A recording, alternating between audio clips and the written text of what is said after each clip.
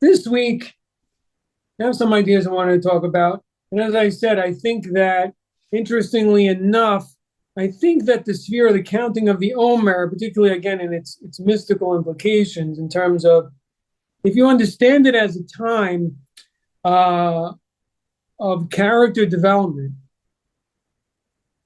then obviously it's applicable to everyone. And I mean, I think it's self-understood that in order to keep Torah properly, whether it's the seven laws of Noah, 613, or the Jewish Israelite commandments, you have to have character. You have to have proper character first. It's also something we've talked about many times. It's particularly true from the ethical approach, for example, as we, from the duties of the heart, and the rational approach, which is so important, really, to Noahide obligation, and particularly giving a richness to the Noahide experience, because Maimonides explains that any law which is rationally ethical is part of Noahide instruction and is an offshoot of the seven. So unlike the laws given to Israel, many laws are supra-rational, and that brings in the element of whether a Jew's whole approach should be more above reason, more faith-based. But again, the duties of the heart says, no, you have to have both. But particularly for Ben Noach, it's very important to bring in a richness and in order to include and adopt a vast array of mitzvos, a vast array of proper conduct, and it should be something that encompasses a person's life, then a person has to use reason. What to take those seven laws and apply them in a more broad way, and also by looking at the Bible, the Hebrew Bible, and and taking any law that's rationally ethical and moral, and saying this applies to me. That's Maimonides, and he's one of the greatest halachic authorities. So if he says that this is something that's appropriate for Ben Noach practice, that is a foundation you can rest your building on. So very, very important point. And that brings us to again the sphera, which has to do with character development, which is a rational point. The person has to not be a glutton. The person has to know what to love, what not to love, what to despise. Person has to, not get angry. Person has to, act with loving kindness. Has to know how to be disciplined and to what extent. So the 7 weeks of the count represent the 7 different characteristics, right? So you have loving kindness, severity, splendor, which is kind of a mix of loving kindness and severity, or it's also sometimes called compassion. And then you have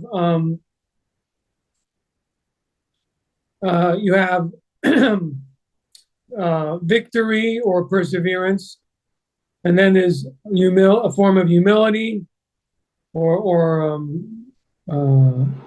gratitude, and then you have the binding yesod, the idea of binding and unity, and then finally there's kingship. Basically, those are the different emotive attributes, and beyond them, don't count, are the intellectual attributes, right, of wisdom, understanding, and knowledge, which represent Kabbalistically something a little bit different than the way they sound in English. But we don't. One of the ideas actually behind the Sphera is to take intellect, holy intellect, which is basically a God-centered value system that's developed by a person's intellect, and then have that influence the person's character. And that's really a lot of what Sphera is about. taking the what we call in the Kabbalistic Hebrew mochin, the intellect, holy intellect, and applying that to character. Very, very key in terms of a person going on the right path in life. Do we want our emotions to guide our mind, or the mind to guide our emotions? We have to have the mind guiding the emotions. But it's not just to coerce emotions or override emotions by force of will, but actually to change them. And that's really the Chabad Hasidic approach, is to meditate on godly concepts and ethical concepts until you change the way you feel about things. Change your priorities, and study a lot about the positive value of spiritual things until you start getting such an affinity for it that your values are changing, and what you appreciate changes, and so therefore your character starts to change also automatically. And God created a world in which you'd think, well, why don't you just make us this way and then we'll act properly? But evidently he wanted us to make ourselves. In the time of Adam, it was different. He was, as the verse says, God created man straight and upright. Man was created upright, but Adam went off the path, and we have a different situation now. Similarly, the children of Israel after the golden calf, they went off the path that could have been more idyllic. But Hasidic thinking looks at it a little deeper and says that even that was divine providence. In the end, God really wants that from this more difficult place, from this more darker place, this more confusing place where there's more conflicts, where the person's evil inclination has been internalized in them, and they have a real war, from that place, the person should gain control.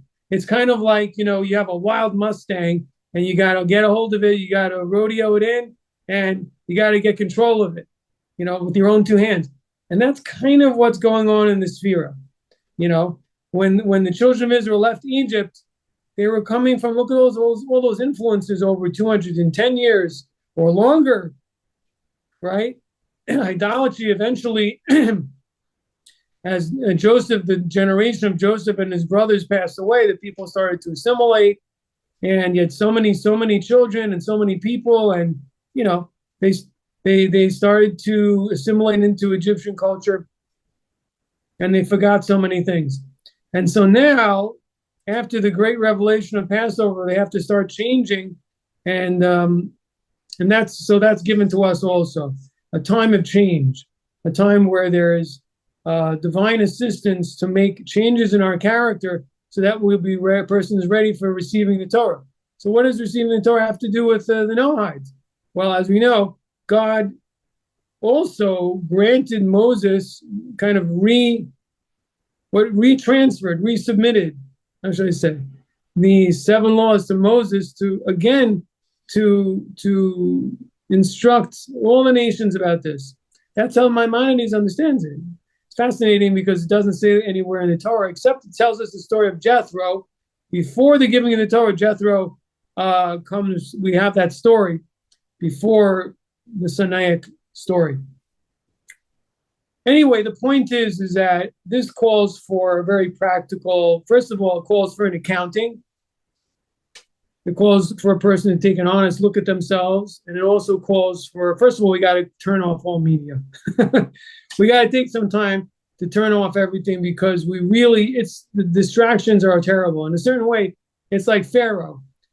I still remember learning it in high school, the Mesilas Yesharim, the path of the just. One of the things he writes in the beginning, I think it might be in the foreword, is he says why does he have to write this book? Or, why is these things important? He talks about how people don't study ethics. People don't work on themselves in their relationship with God because they get very busy. He said this was Pharaoh's counsel. This was his plan, his plot, to get the children of Israel so busy and so worn out that they can't work on anything spiritual and moral. I think we have a similar situation, in a certain way maybe worse, some way better. It's not forced upon us. It's not beaten into our heads, thank God. And we have choices we can make. But there's so many distractions that follow us around, and trying to entice us, to distract us continuously with primarily the cell phone and other media. And although it's important to listen, it's great. It gives us the opportunity to listen to classes, to come to this class, and so on. That's wonderful.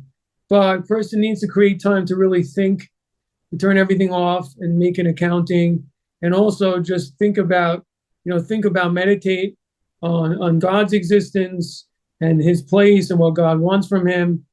And as we've talked about many times about God's greatness, which is something very important in Chabad study, which can be forgotten. Sometimes people study Hasidic works, they read it, they close the book, that's it. That's not really what the Tanya wants us to do. It wants us to meditate deeply on an idea about how God brings the world into being and watches over it in a very, very deep sense until we feel like that's a reality, until we can sense that. Until, it's such a truth to us that we walk around with it all day. But getting back to my point here, so it's interrelated, because the point is space has to be created every day for a person to work on their character. Now,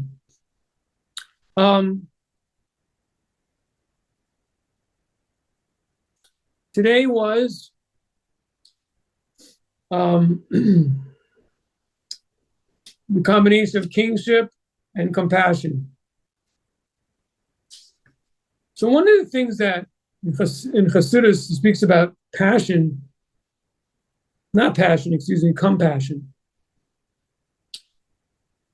So obviously compassion is a very good thing. We can have compassion on the poor. We can have compassion on those who are in trouble. We can have compassion on people in our family close to us. And we can have understanding of their weaknesses or their troubles, and pay an extra interest in them and empathize with them, and so on and so forth. And that's very, very important.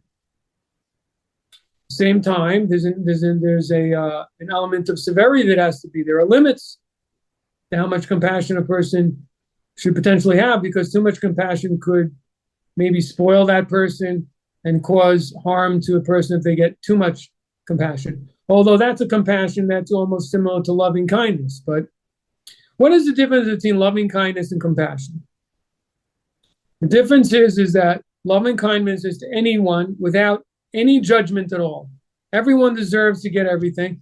The example Chassidus gives is Abraham talked about Ishmael, and he said, "May he live forever." Yes, he told God, "May he live," and even though he wasn't worthy. So Abraham represents this idea of wanting to give to everyone and everything. By the way, where does that come from? Why did Abraham want to do that? I think it's so clear that, again, it came from Abraham's deep meditation on God and the creation. And he saw that most of creation was unworthy. He saw that they're just existing, that they're not in any way serving God in any way, repaying him in any way, thanking him in any way. And yet, God is providing for everything. So from this, he learned that loving kindness is the most powerful characteristic that a person should have, because that seems to be God's most dominant characteristic. But nevertheless, but at the same time, what God does is, in order to bring about an ultimate good, even though so often it's a mystery to us and we can't understand this. But there has to be limits. Otherwise, particularly in regards to human beings, if there aren't limits, then there's a problem. Even with my pets, if you keep feeding your animal again and again, he gets fat, he gets unhealthy, who knows what could happen. So there has to be limits. Even animals need limits. So anyway, so the point is that I wanted to get to tonight is that I wanted to read to you a very interesting idea about the sphera, about the counting and improving character, having to do with how to work the different aspects together, how to work different emotive attributes together in order to bring a person closer to God. Okay? But before I get to that, I want to just mention the other side of compassion, which is God-focused, not man-focused. The other side is person has compassion on, number one, his soul.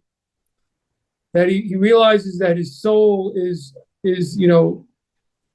starving for closeness with the divine and with the creator, and he has to, the only way for him to be close is by performing the commandments and through Torah study, and therefore he wants to redeem and help out his soul by bringing it closer. There's also another aspect, and that is God so much wants that the soul and the person should be close to him and recognize him and serve him in order to create that bond. And so out of a sort of a compassion for God, person also brings himself close. Sometimes I often think about that,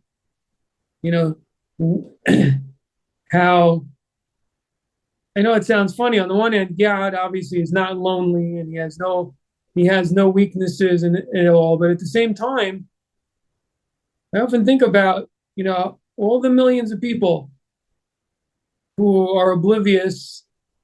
And sometimes I even think about us who are closer, but not connecting or whatever it is.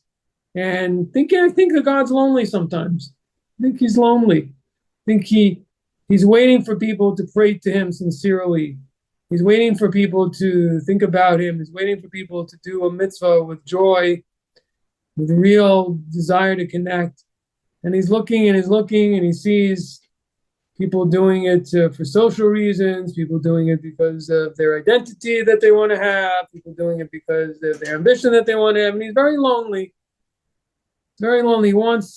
He's waiting for people to think about him, to want to connect, to want to serve him, to want to thank him.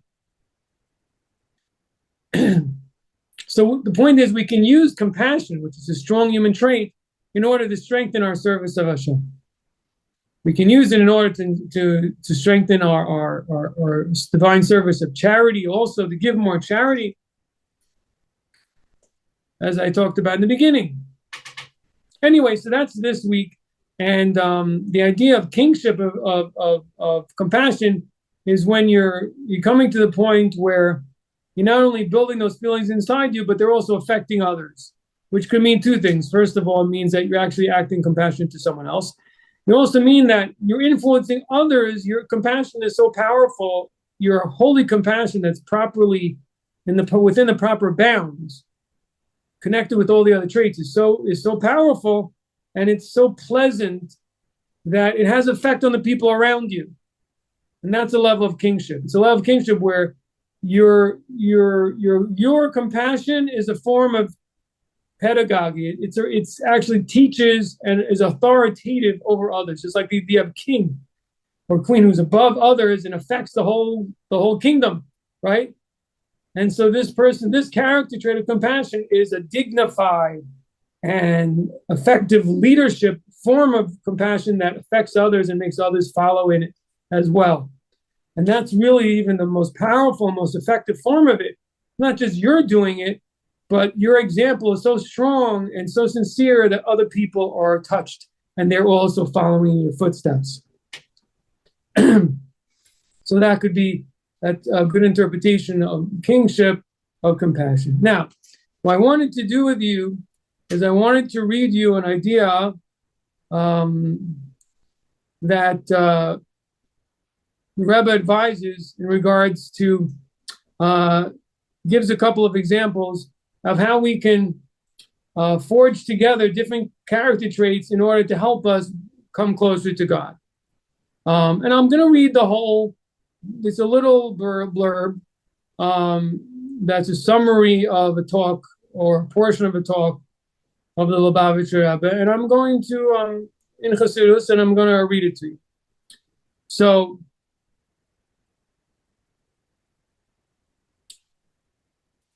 it's based off the verse in this week's reading, which talks about the counting of the Omer.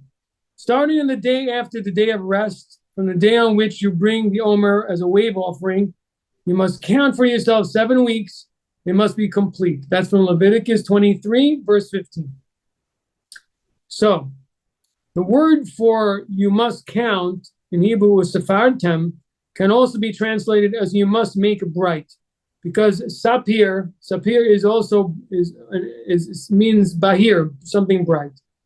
In this vein, Rabbi Shneir Zalman of Liadi interpreted the verse as follows. You must make yourselves bright. Purify yourself until your inner holiness shines forth, illuminating your life. This is accomplished by working on the following things. It's working on 7 weeks, meaning refine the 7 emotional attributes of a human and animal soul. So how can you make your inner holiness shine out? This is through refining your 7 character traits. And then it says, the verse continues, it has to be a complete counting. There should be 7 full and complete weeks. So what is the illusion, in the Hasidic illusion in that expression? Again, the 7, so the word Usafartim you should count can also mean you should make bright. So you should illuminate yourself through bringing out the divine goodness within you. But how do you do that? By refining your 7 emotive attributes, which are love, awe, mercy, confidence, sincerity, truth, and humility. 1, 2, 3, 4, 5, 6, 7. Okay. That's his count there. Those are great. Love, awe, mercy, confidence, sincerity, truth, and humility. That's an interesting, that's a very interesting definition. Okay. So then it says they must be complete. What does this mean? The way to refine them is to train them to work together. Okay, this is really key. Take these different attributes, which are all being used through the brain, focusing on proper divine values, obviously. I mean, if they're just running wild and they're being used, love and awe and so on, a person could have love of all kinds of of ego or lust. The person can have awe of money, and so it's not these things alone, but they have to be focused in a divine, in a holy direction. Love and fear, love of God, awe of God. Mercy, we'll have to see, again, maybe related to the soul or to God or towards people. We'll have to see confidence in terms of fulfilling the commandments, sincerity when fulfilling the command, truth, being truthful in terms of humility, so on. So let's see how. But the point is, we use these together, and then they have to balance each other out to be used together. So he's going to give an example how you do this. For example, love of God inspires us to draw closer to him. Awe of God makes us feel unworthy of doing so. So on the one hand, a person, comes forth to pray to God, and he feels, wow, this is a moment, I have an opportunity, and God's going to listen to me, and he feels, an excitement, and also it's a feeling of desiring to be close, right? On the other hand, he feels very ashamed. I've done a lot of things wrong. I've done many sins. I've violated many things, or just in general, I feel full of, impure passions and things. I feel very materialist. I don't feel spiritual. I feel a little embarrassed of myself, right? So that pushes the person away. So there's 2 contrary feelings going on. He wants to come close, but then again, he feels like, how can I? It's kind of like, the pauper wants to come close to the king. He wants to come close. He would love to get to know the king. It's so incredible. And what a relationship that would be. For on the other hand, he's wearing tattered clothes, and he's afraid the king will be angry with him or laugh at him, and he feels like, how could he come close? He's embarrassed of himself. Sort of like that, right? So he says, yet our awareness of how much God wants us to draw close to him, despite our unworthiness, inspires us to draw even closer to him. Okay? So question is, what is this? So this actually is kind of a little bit love related, or maybe compassion related. He understands that God gave us commandments in order to draw close to him. That means God wants us to come close to him. Despite the fact he knows that how many faults we have and how much impurity we have and where we are in this physical world and all our limitations. So that makes him even feel closer and more love towards God and a greater desire to be close to him. Complementarily, that same awareness of how much he wants us to draw close to him, despite our unworthiness, makes us feel all the more unworthy. So then he realizes what a great God we're talking about, that he has compassion, he wants us to come close to him, despite our loneliness, and that actually causes him to feel even kind of a little bit more shamed, or a little bit smaller even than he felt before. because he realizes God's greatness is that much greater than, than he realized previously. Anyone have any other thoughts about that? But you see what's going on here. We're playing off different emotions and different feelings one off the other.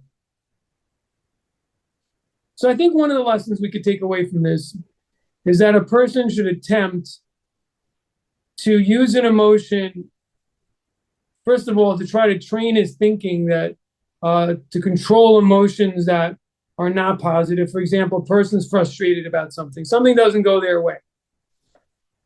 I know all about this. Maybe some of you do too. I don't know. Something doesn't go the way we like, and we get frustrated. We can start feeling angry. And so to try to talk ourselves back down out of it,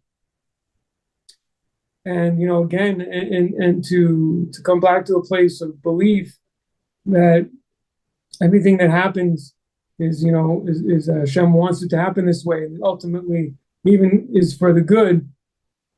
And also to realize how silly it is to whatever it takes, different ideas a person needs to bring into their head. First of all, what business do I have to have an expectation that I should feel upset about this thing? Thirdly, how unimportant, how trivial it is that I should be upset about it in the first place. It doesn't really matter. In any event, most of the time it's silly things. I don't know. My painting was, somebody moved my painting off on the wall. It's a little bit crooked now. I spend all this time making sure my room looks nice. And things like that. This is an opportunity, actually, because it's interesting. Like, when everything goes our way, we don't even realize we have these vanities. We don't even realize it's there until something happens, like I'm saying, where we don't get the things we want. And then we're upset about it. And then we realize, there's a deficiency. I didn't realize how dependent I was on these material things that I'm dependent on.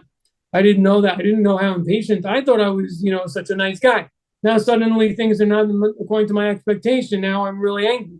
Now I'm upset. I'm upset at my spouse, or I'm upset at my children, or at my job, or whatever it is. Here's something I like to use a lot. And that is, this is an opportunity for me to work on my patience.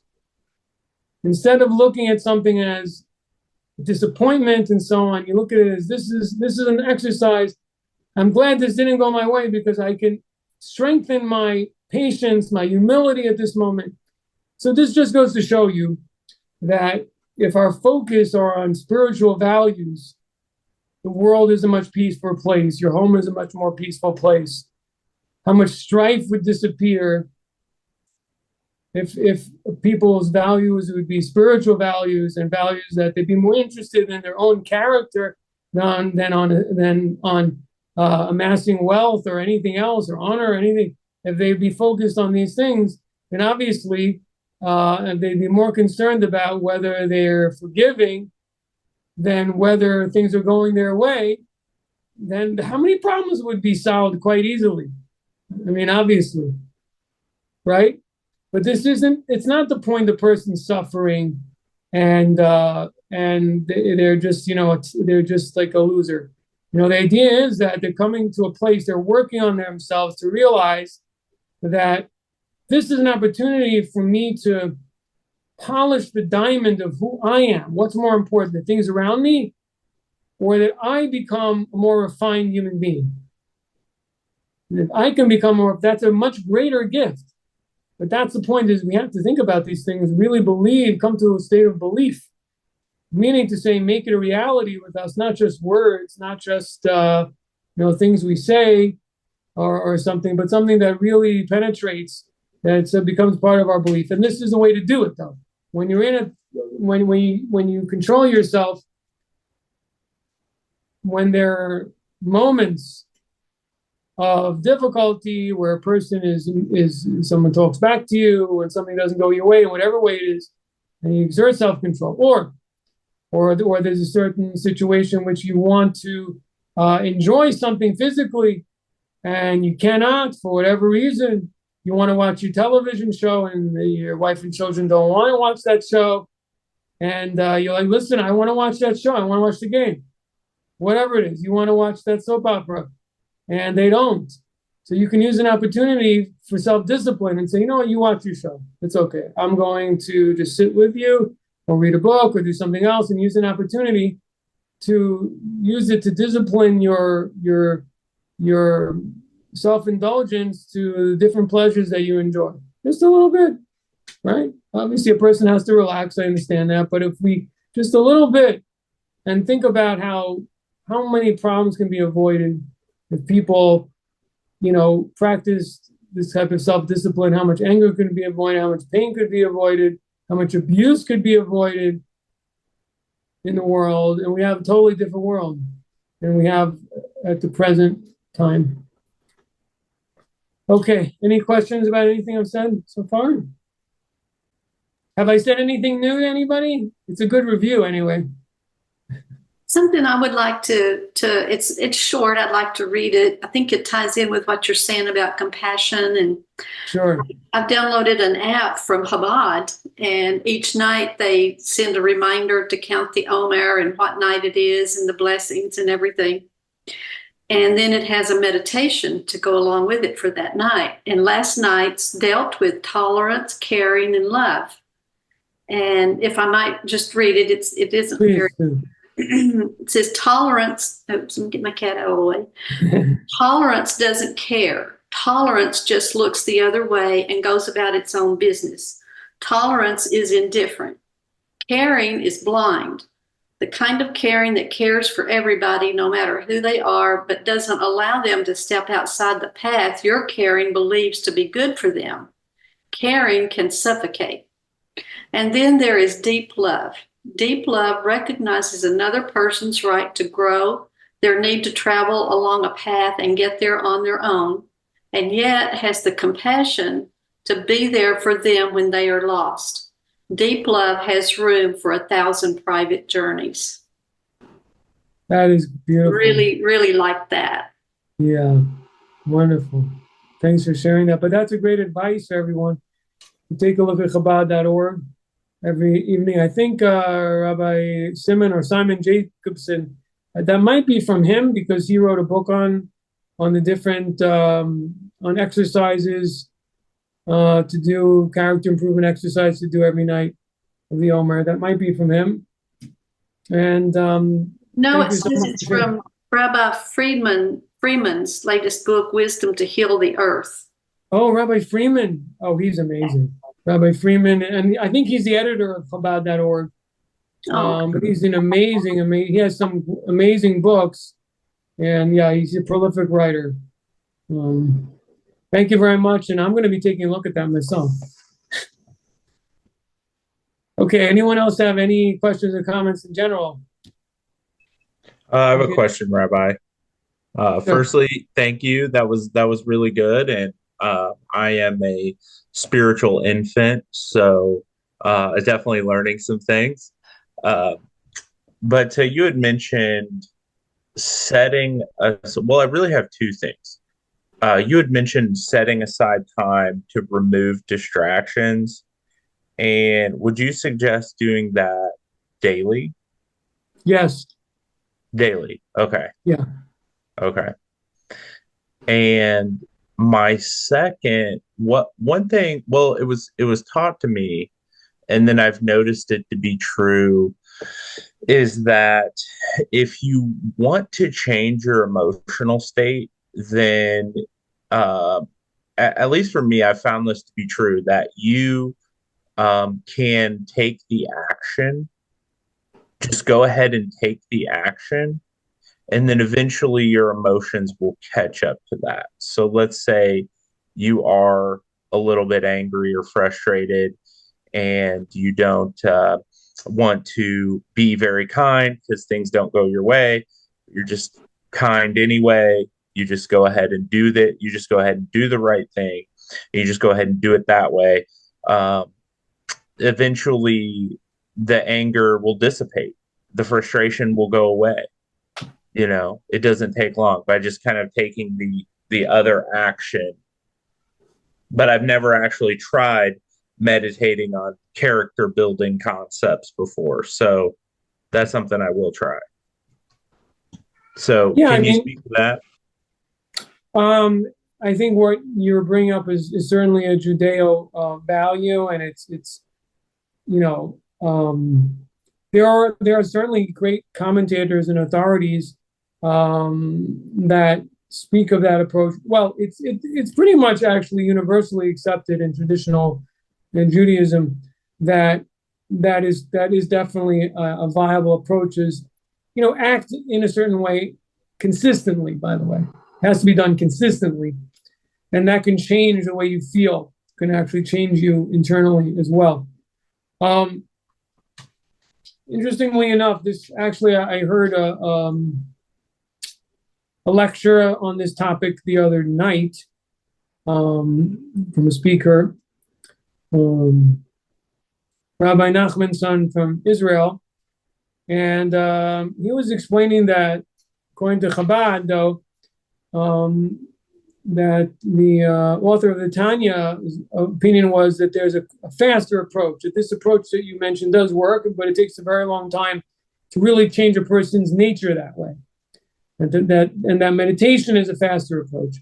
I like to add to that explanation and comment by saying that I think also there's a danger in when a person only by active will continuously acts in a different way. I think certainly they'll get accustomed to acting differently, and that should change the way they feel. But I think at the end of the day, there could be lingering. If you don't change your value set in your mind of how you view reality, the problems may come up again. In other words, the point is, if a person is continuously kind of biting their, upper lip or biting their tongue, as I guess they say, and kind of forcing themselves, even though they're really angry about things, to do things, that may get them accustomed to, but they may be repressing a lot in there, doing that, and not dealing with the fact that they really feel disenfranchised in some way, or that they're, being taken advantage of in some way. And the point is that a lot of that can be avoided.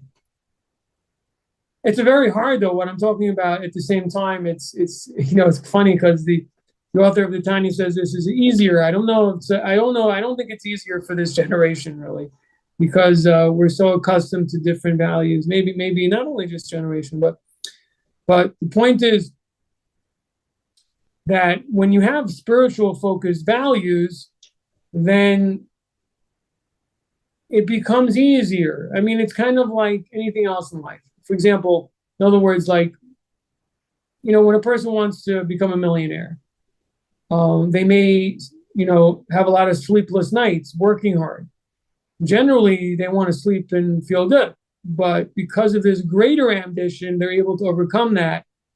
And they actually could have a great passion and just, full of desire to succeed and keep pushing and pushing and pushing. Why? Because they have this idea in their head about this dream or ambition to accomplish something. And my point is, if a person has kind of a spiritual ambition, they're what they value and what they want to accomplish is different. At least to a certain extent, the more you can do that and say, I want to accomplish this spiritual thing. I want you. Then it's easier to, it's easier because you actually want to. When you get to a point, instead of just forcing yourself, you actually want to do those things. Now, of course, how deep will that go? Things in the mind, how deep will it penetrate? Well, that again is the same thing. It has to be done over a long period of time. It has to be done again and again. And the person has to think about these things again and again. And the more they do that, the more that becomes their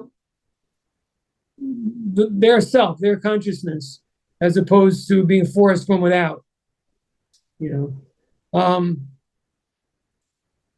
again, the idea that the Torah, I mean, I've mentioned this to this group, to my precious little group, many, many times. But Judaism's approach to instruction and law and the commandments and obligations is completely different than the Pauline approach of it's a burden. No, this is given to you to give you life. This has been given to you for your advantage and for your good. And when you believe that, it's so much easier. It's not something being forced on you from without. Better do it or else. This is for your benefit. You're going to live a healthier, happier life. You're going to feel more whole. You're going to feel happier inside. Because this is a person, because the person, not just a body, is not just a body seeking pleasures. Person is much more than that. Person wants to have a closeness with God. And, God being the essence of perfection, when the person feels the closest with him, then all feelings of inadequacy pass away, because when a person is close to the infinite and to the very meaning of complete, then isn't that what we all want? We want to feel complete. We want to feel at peace. We want to feel everything, that we have everything we need. But that's kind of part of it. The person that feels the closeness to God, to whatever degree, person feels it connects to perfection. So, but at the same time, there's also the other aspects of reward and punishment. The person can connect in a positive sense to the reward, if need be. It's also helpful. When a person, for example, sees maybe people who are behaving in improper, wicked manner, let's say, unethical manner, or cruel manner, and he sees that they succeed, and he sees that again and again, that could be very demoralizing. But when a person has a faith that these things will be dealt with, and that God will judge this, and God will set things straight eventually, sooner or later, then it doesn't fall so hard on you. It's not so difficult to say, why am I doing all these things? These people succeed. Right behind the veil is where they're being punished. We just don't see it right now. But there's a truth elsewhere. In the world of truth, this is happening. And, in its full meaning. That's a whole discussion of its own. What is exactly is the punishments for our sins? What is the meaning of those punishments? That's a discussion for another day. But the point is that when we have these values in our mind, when we have these faiths and we have these beliefs and we have these values, then it's a lot easier to do the right thing, as opposed to just doing it by force of will. And that's why it's important to meditate and study works of ethics and so on, and to, and study the Bible also, particularly places like Deuteronomy that discuss these ideas of love and fear of God and so on. And, just Torah study in general, I recommend every single day for some time. And I recommend meditation, from one of the first things to do during the day, before the day begins, because otherwise your day goes by and then it's the nighttime and then you're tired and then the day's over. So, but yeah, so that's why I think, it's my belief, it's our approach, and I've seen it work in my life, that meditating on these ideas, is very important. That by force of will, the force of will has its limits, even if you do it a lot. But meditating in your mind, and so how you're looking at it and bringing things there to making it into a truth, first of all, it just raises you up as a person. It just raises you up. You have to see as a Noahide how this works for you, or as a person how this works for you. You have to try it out. But, in Hasidic teachings, tells us that, I think Rabbi Nachman speaks about this also, thinking can uplift a person to a very high place. And you see this because the forces of impurity in the world are making it the opposite. They're always throwing at us through television and media bad things to look at, bad things to think about, or stupid things to think about that go into our brain and take up brain cells instead of good things. And we don't need, I've said this to my class also, we really don't need help for things that aren't good. Meaning to say our bodies already want things that they want. We don't need any help on that. And unfortunately, these are, ways to take advantage of people and to entice them because of the weaknesses we have. But that's why a person should consciously seek to influence themselves in a positive way. Because we've already been influenced so much and for so long with negative influences. we have to make the choice to seek to, like I said, to meditate on good things, good character and its importance and how wise it is to behave in this manner, and also about God being the creator and putting us on this earth to do these things in order that we become closer to him, in order to sanctify, bring divinity into the world, all these different ideas. Just to think about that, really think about it. And,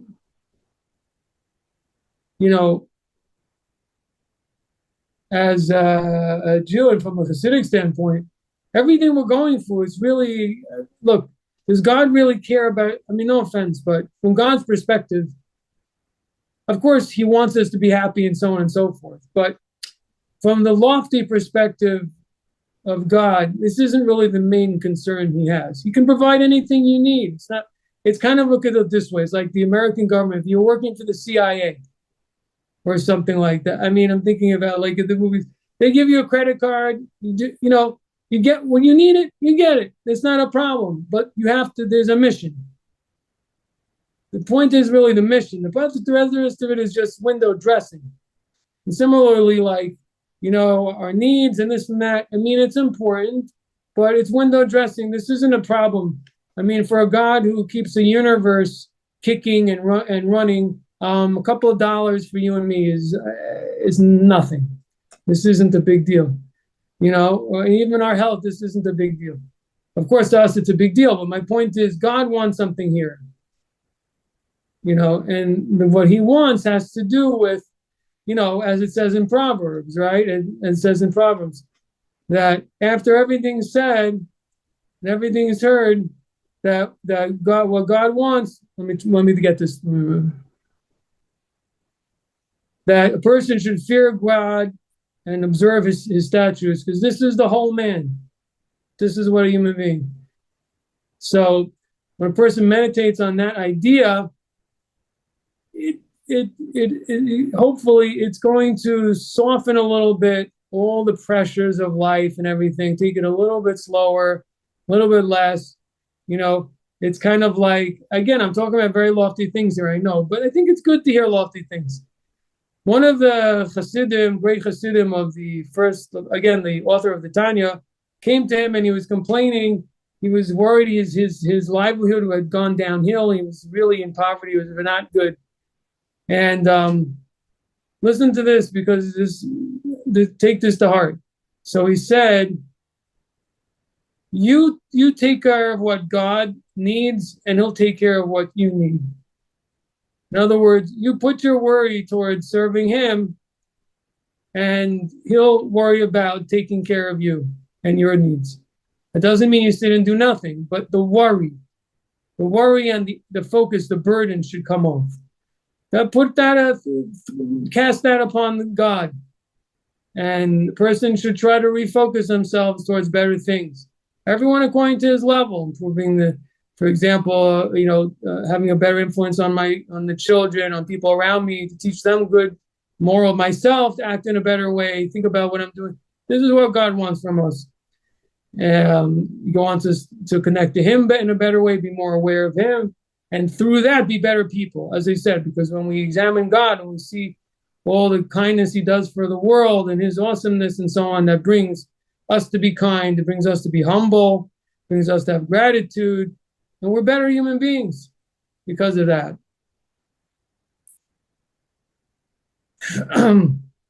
Okay, so the moral of this story is that, of course, prayer is important, but character, if we want to connect more through prayer and through Torah study, then we have to the more we improve our character, we make ourselves a more clean vessel for Hashem to commune with us, the more we'll get out of those experiences. It has to come together. We have to be more decent as we behave towards others and improve our character traits, as I said, whether it's patience, whether it's not to be arrogant, whether it's not to be gluttonous, whether it's not to be even unhappy, not to be lazy, to work on various things, to take whatever our particular issues are one by one, and to try to improve on those things and make ourselves more prepared for those moments in the day when we want to approach